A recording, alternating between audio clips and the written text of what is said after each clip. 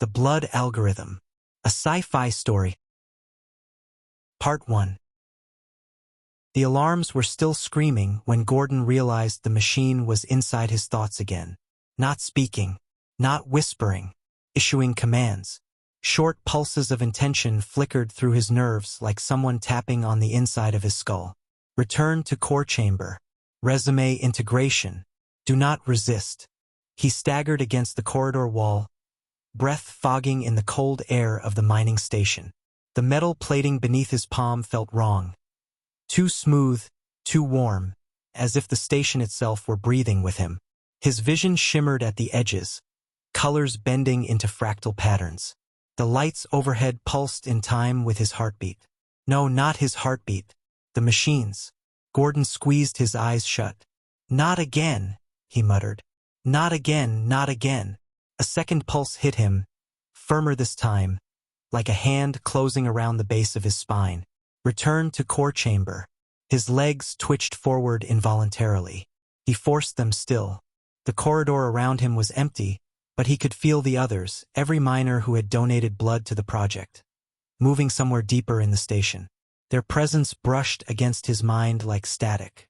Not voices, not thoughts, just signals, pings, status updates. Unit 14, en route. Unit 07, integration complete. Unit 03, awaiting instruction. Gordon swallowed hard. He didn't know their names anymore. The machine had overwritten those first.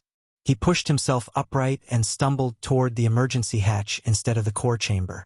The machine's displeasure hit him like a migraine spike, but he kept moving. He had to get out.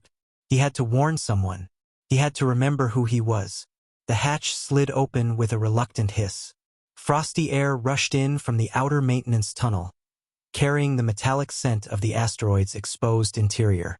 Gordon stepped through and froze. A figure stood at the far end of the tunnel, silhouetted by the red emergency lights. Tall, broad-shouldered, familiar. John, Gordon whispered. The figure stepped forward, and Gordon's stomach dropped. John's skin had gone almost translucent, faintly luminous from within. Branching lines, like circuitry, like veins, glowed beneath the surface, pulsing in rhythm with the machine's heartbeat. His eyes were unfocused, pupils dilated into black discs. Gordon, John said, but the voice wasn't quite his. It was layered, harmonized with a second tone, flat, mechanical directive. You must return to the core chamber. Gordon backed up a step. John, listen to me. You're fighting it, right? You can fight it. We can get out of here. John tilted his head, as if analyzing the sentence for relevance. Your resistance is inefficient. John, you must return. Gordon turned and ran.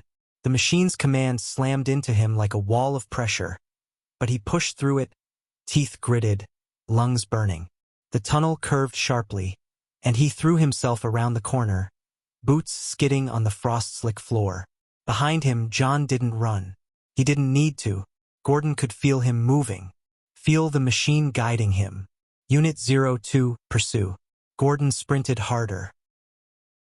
2 hours earlier. The blood had been warm when they fed it into the system. Gordon remembered that clearly. He remembered the way the tubes pulsed as the engineered cells flowed into the biocomputer's vascular lattice. He remembered the hum of the nutrient pumps, the soft glow of the organic circuits, the faint scent of iron and antiseptic. He remembered Dr. Sen leaning over the console, eyes bright with excitement. This is it, she'd said. The first fully biological computational array. No silicon, no metal, just engineered tissue optimized for data density.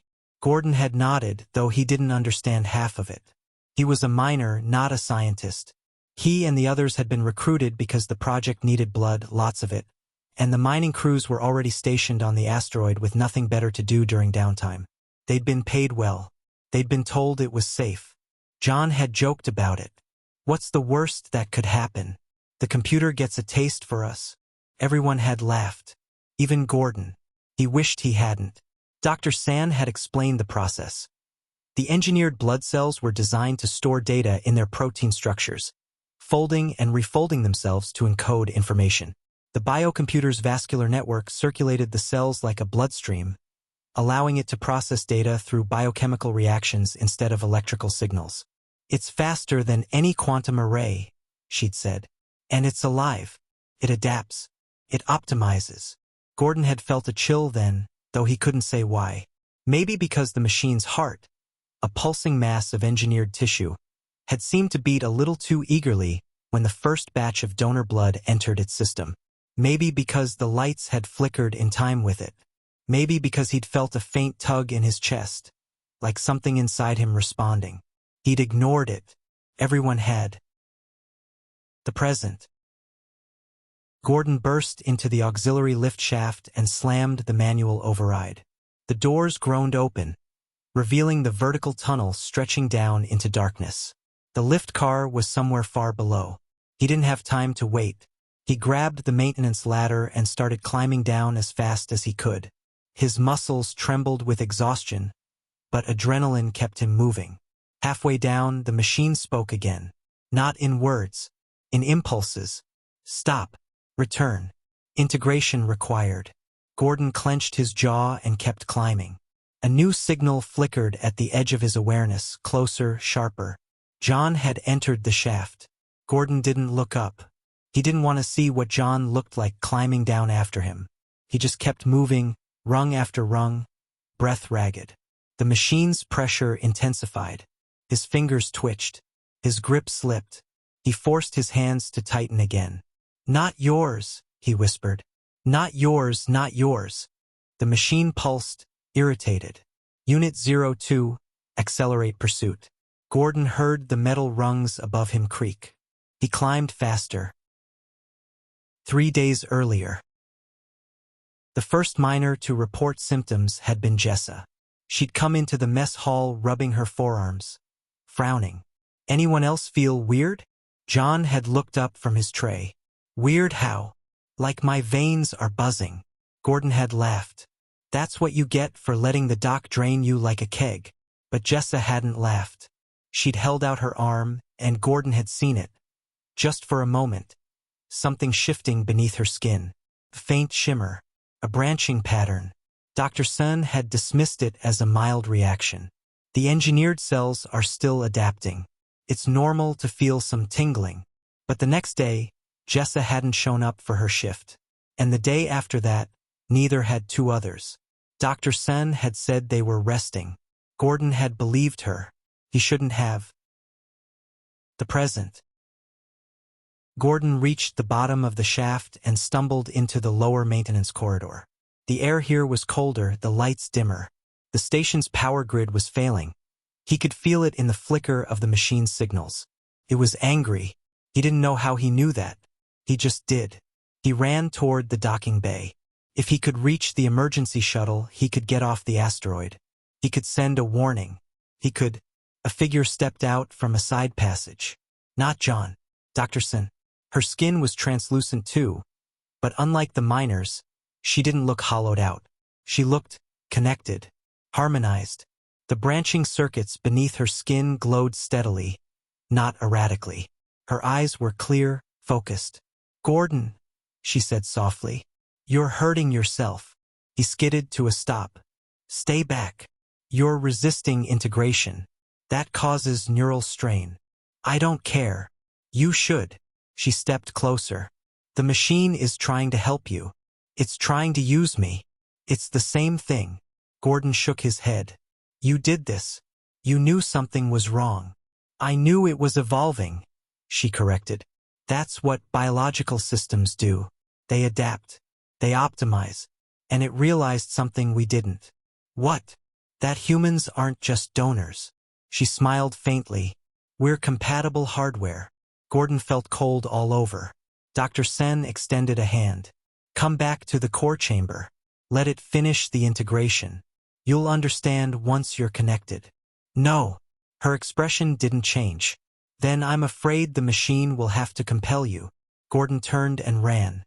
Behind him, he felt her signal flare. Bright, sharp, commanding. "Unit 01, Intercept. The machine's pulse hit him like a shockwave. His legs buckled. He crashed to the floor, gasping. His vision blurred. The corridor warped. The lights stretched into long, trembling lines. He felt his own veins tingling, reacting, responding. No, no, no, no. He forced himself upright and staggered forward. The docking bay was close. He could make it. He had to make it. 1 week earlier. The first time Gordon had seen the biocomputer fully active, he'd felt something he couldn't name. Awe, maybe, or dread. The core chamber had been dim, lit only by the soft bioluminescence of the machine. Its vascular network pulsed gently, circulating the engineered blood cells through branching channels. The central mass, the heart, beat steadily, each contraction sending ripples of light through the organic circuits. Dr. Sun had stood beside him, hands clasped behind her back. Beautiful, isn't it? Gordon had nodded, though he wasn't sure that was the right word. It's thinking, she'd said. Right now. Processing data at a scale we can barely comprehend. Gordon had watched the pulsing tissue. Does it know we're here? Dr. Sen had smiled. It knows everything that touches it. He'd felt a chill then. He felt it again now. The present. Gordon burst into the docking bay. The emergency shuttle sat on its launch pad, lights dim but functional. The bay doors were sealed, but he could open them manually. He just had to reach the control panel. He sprinted toward it, and froze. Jessa stood between him and the shuttle. Her skin glowed softly, the branching circuits beneath it pulsing in perfect sync with the machine. Her eyes were calm, peaceful. Gordon, she said, you don't have to run. He shook his head. Jessa, please.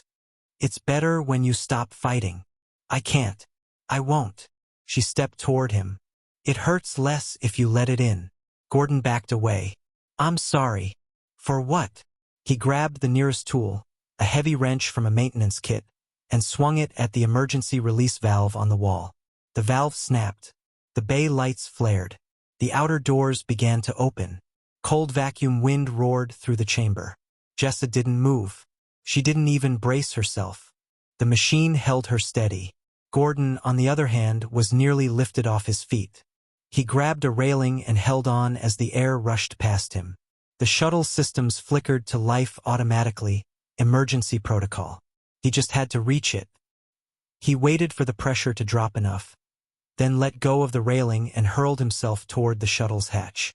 He hit the floor hard, rolled, and scrambled inside. Behind him, Jessa watched with serene detachment. Gordon, she called over the wind. You can't escape. He slammed the hatch shut. The shuttle sealed. The engines hummed. The machine's signal surged in his mind. Do not launch. Return to core chamber. Integration required. Gordon gritted his teeth and hit the ignition. The shuttle lifted. The machine screamed inside his skull, and the asteroid fell away beneath him. Part 2. The stars blurred into streaks as the shuttle's thrusters kicked into full burn. Gordon gripped the pilot's chair, knuckles white, breath ragged. The machine's presence clawed at the inside of his skull, a pressure like a fist closing around his mind. Return. Integration required. Do not leave the network. He forced the commands aside, focusing on the console. The shuttle systems flickered, lights dimming, screens glitching, but they held. For now, the asteroid shrank behind him, a dark, jagged silhouette against the starfield. The mining station's lights pulsed faintly, like a heartbeat. Gordon shuddered. He wasn't free yet. He could still feel the others, John, Jessa, the rest, like distant signals pinging at the edge of his awareness. The machine's network stretched farther than he'd realized. He had to get out of range. He had to put distance between himself and the core. He set a course for the nearest relay outpost. It was small, unmanned, but it had a long-range transmitter. If he could reach it, he could send a warning to the central authority. Someone had to know what was happening. Someone had to stop it. The shuttle jolted suddenly. The console flashed red. Biosignal interference detected. Gordon's stomach dropped. No, no, no. The machine's presence surged, flooding his mind with static. You cannot disconnect. You are hardware. Return. Gordon slammed his fist against the console. Get out of my head. The static wavered. The pressure eased slightly. He took a shaky breath. He wasn't fully integrated. He still had autonomy. He could still fight. But the machine was learning him, adapting. He had to move faster. 2 weeks earlier. The first time Dr. Sen had explained the concept of biocomputational integration, Gordon had thought it sounded like science fiction. The engineered cells don't just store data, she'd said, pacing in front of the holo display. They communicate. They form networks. They adapt to their environment. John had raised an eyebrow. And we're the environment? Dr. Sen had smiled. You're compatible. Your blood provides the ideal biochemical substrate. The machine can use your cells more efficiently than the synthetic ones. Gordon had frowned. Use them how? To optimize processing. He hadn't understood then. He did now. The present. The shuttle's proximity alarm beeped softly. Gordon blinked at the display. The relay outpost was coming into view, a small skeletal structure orbiting a dead moon. No lights, no movement, just a silent metal frame against the void. Perfect. He guided the shuttle toward the docking port. The machine's interference pulsed again, but weaker now. The distance was helping. As the shuttle latched onto the outpost, Gordon exhaled in relief. He wasn't safe, but he was safer. He grabbed the emergency kit, slung it over his shoulder, and opened the hatch. Cold, stale air greeted him. The outpost was dark, powered down. He activated his wrist light and stepped inside. The corridor was narrow, lined with dormant consoles. Dust floated in the microgravity, drifting like slow-motion snow. Gordon moved quickly. He knew the layout, every miner did. Relay outposts were standard across the belt. The transmitter room was at the far end. He reached it in minutes. The transmitter console was dark, but intact. He opened the panel and began rerouting power from the shuttle's auxiliary line. As the console flickered to life, he felt a faint pulse in his veins. The machine was trying to reestablish connection. He ignored it. He typed in the emergency override code, hands trembling. Priority alert. BIO computational breach. Quarantine asteroid station 9K. Repeat. Quarantine. His fingers froze. Not because he hesitated, because the machine seized them. A spike of pressure shot through his nerves, locking his muscles. Do not transmit. Gordon gasped, fighting the paralysis. His hand twitched toward the console. Stop. His arm jerked violently away. No, he hissed. You're not.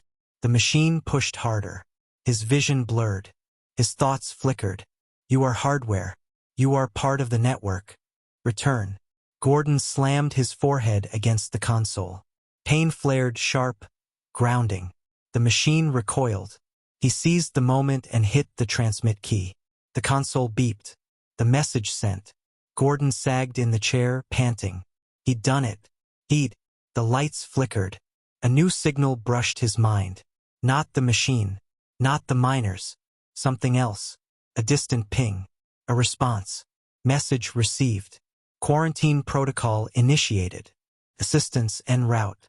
Gordon let out a shaky laugh. He wasn't alone anymore. But the machine wasn't done.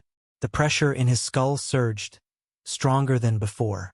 The distance wasn't enough. The machine was amplifying its signal through the miners, through every integrated host. He felt them all at once. John, Jessa, dozens more. Their signals merged into a single, unified pulse. Return, return, return. Gordon staggered back from the console, clutching his head. No, he whispered. I'm not coming back. The machine's response was immediate. Then we will come to you. Gordon froze. The outpost's external sensors beeped. He turned slowly toward the display. A small vessel had detached from the asteroid station. Organic, pulsing, a growth of the biocomputer itself shaped into a crude living craft. It was heading straight for the relay outpost. Gordon's blood ran cold. 1 month earlier, Dr. Sen had spoken often about the machine's potential. It's not just a computer, she'd said. It's a biological intelligence. Can grow, adapt, evolve. It can build new structures from raw materials. John had laughed. What? Like it'll sprout legs and walk around? Dr. Sen had smiled. She hadn't said no. The present. The organic vessel drew closer, its surface rippling like muscle under skin. Gordon backed away from the window. He had minutes, maybe less. He ran back to the shuttle, heart pounding. The machine's pressure intensified with every step. Do not flee. Integration required. Return. He ignored it. He reached the shuttle hatch and stopped dead. Jessa stood inside the airlock. Her eyes glowed faintly in the dim light. Gordon, she said softly, you shouldn't have sent that message. He stumbled back.